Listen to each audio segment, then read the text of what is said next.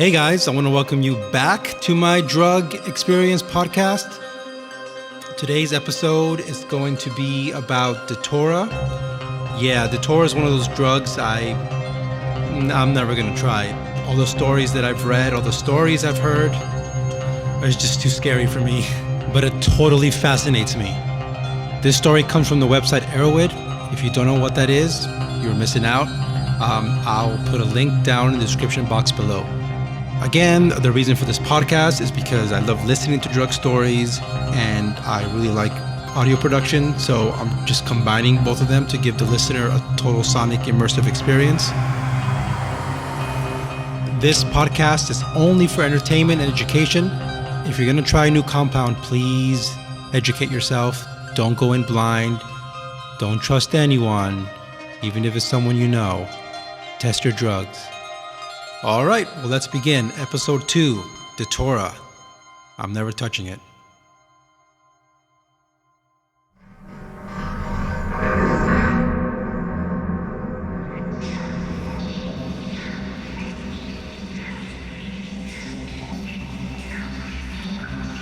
When I was 18, I was in a strange place in the world. I was homeless, penniless, and with no real ambition to pull myself out of the gutter. Although I was without the basic necessities of food and shelter, I had a steady supply of drugs that were dispensed. I suppose out of sympathy of my many friends. I went to sleep hungry and cold every night, but never sober. One evening, before I left the party to hit the streets to find a broom closet or stairwell to lay my head, a guy I barely knew gave me a large freezer bag full of brown spiky pods. What are these? Jimson weed. The seeds will make you trip. Maybe you can sell them. I don't want them. He told me to split the pod open and eat half the seeds if I really wanted to trip hard. To me, that meant eat the whole pod, since I always found the recommended dosages to be unsatisfying. I chose not to dose that night, since I was already tired and afraid I might fall asleep before the trip kicked in. I slept in a building gutted by a fire a few years before. The freezing November air woke me up just before dawn. I got up, walked into town to raise my body temperature and avoid hypothermia. This was my daily morning ritual. Obviously, 5 a.m. in a small city offers very little in terms of recreation. So I decided it was the right time to open the doors of perception and begin my day with a psychedelic breakfast. I chose the largest pot in the bag, which was also the darkest in color. I was told afterwards the most potent seeds are the deepest brown. The seeds were terribly bitter, and many of the shells got stuck in my teeth. I managed to finish the entire pod with a little help from my public water fountain. I watched a beautiful sunrise from the roof of an apartment building, constantly waiting for the effects of the Jimson weed to take effect. I can't say how long I sat until the seeds started working. But the first noticeable effects came in the form of extreme thirst and general physical discomfort. Finding the feelings of dehydration too strong to ignore, I went to a nearby McDonald's for free ice water.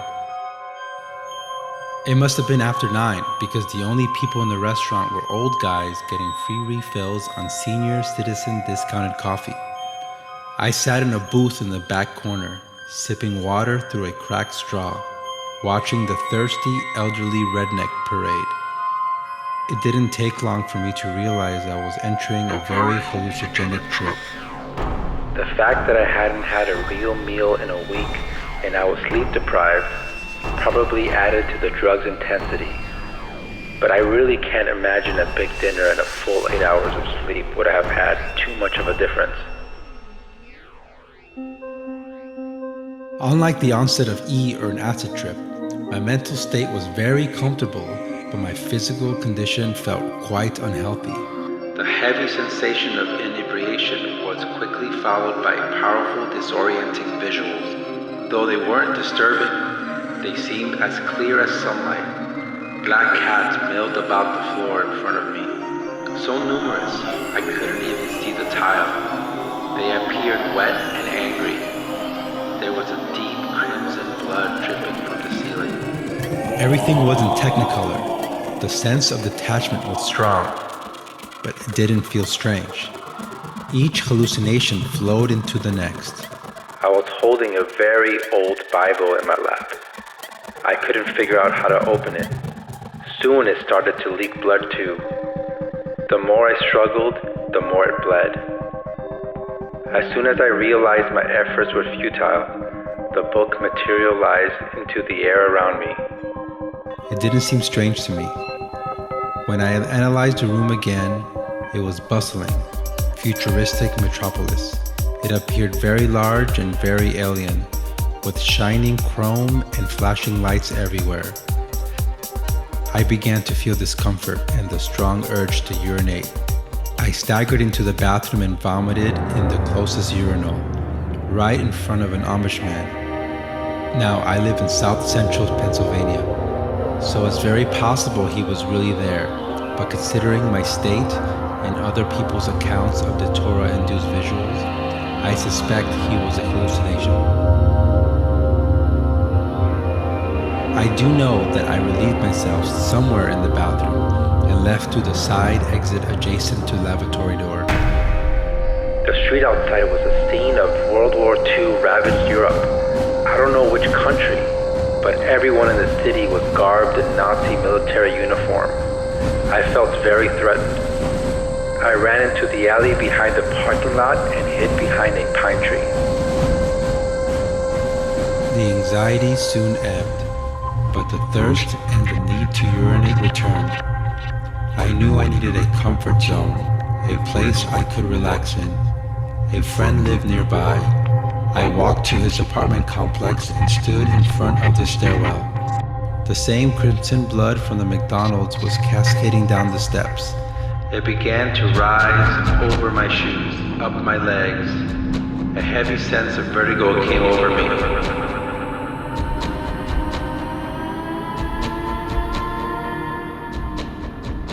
There's a memory gap between the stairs and my friend's apartment, but I ended up in his couch watching dolphins dive through the wall in a seamless loop. During my time there, I experienced the typical non-existent cigarette search and the disappearing person puzzle. I visited the bathroom many times, but eliminated very little. The sense of dehydration was unbearable. There was no comfort. I didn't recognize the people in the room. I asked the persons close to me where Bill was. Bill's not here, Was the return. I closed my eyes to escape the growing sense of panic, but when my eyelids were shut, all I saw was a new room with new people. Where was I? I tried to reopen my eyes, but it only revealed another room with yet more strangers. This went on and on. I didn't know if my eyes were open or shut. I didn't know where I was, what time it was, or what was happening. My panic turned into sensory collapse. Everything bled together, and I felt a deep spiraling sensation engulf me. I lost all visual capabilities, but I still had a very real sense of touch. I was trapped in a small metallic box. It made perfect sense to me. I was dead. This was hell. There were no demons, no hellfire or brimstone, just a deep, complete feeling of darkness and hopelessness. This was the never-ending void. Not at all how I imagined it, but worse than I thought it could have been. I've had feelings of infinite emotions on acid trips and sensations of universal truths in K-holes. But this was the most profound reality I had ever experienced. My whole existence was put into perspective, and I was punished for wasting the gift of life.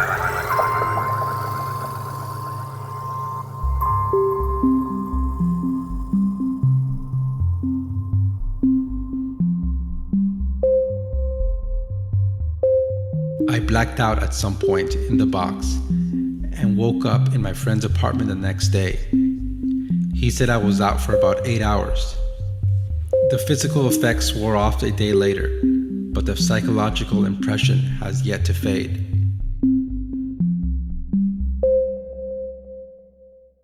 Datura is boundless. Datura is powerful beyond words. Datura is poison.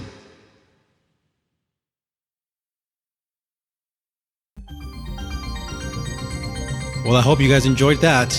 Datura scares me. I think I already said it twice before. Well, thanks for listening. Again, that story came from Erowid. The link is down below. Give it a thumbs up if you liked it. Go check out Erowid. Go check out my other episode that I did about ketamine. It's in my channel.